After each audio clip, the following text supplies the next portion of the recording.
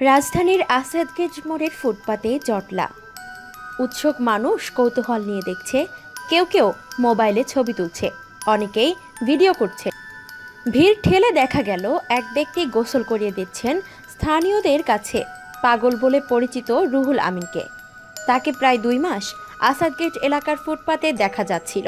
আজ রুহুল আমিনকে ধরে নিজ হাতে চুল দাড়ি কামিয়ে সাবান দিয়ে গোসল করিয়ে নতুন জামা কাপড় পরিয়ে খাবার খাওয়ালেন সেই মানুষটি।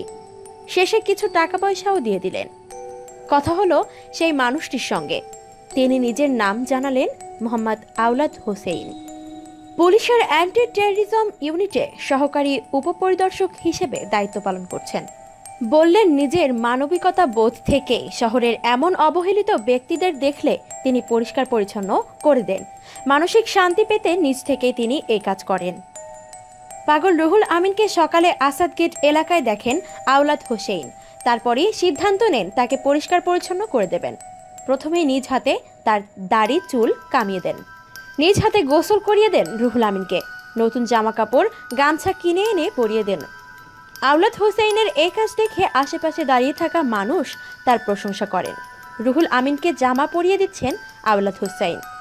আওলাদ হোসেইন খাবার কিনে এনে খাওয়ান রুহুল আমিনকে। প্রত্যেক মানুষ যদি নিজ নিজ জায়গা থেকে সুবিধাবঞ্চিত মানুষের জন্য এগিয়ে আসতেন, তাহলে সবাই ভালো থাকতো, সর্বোপরি আমাদের দেশ ভালো থাকতো।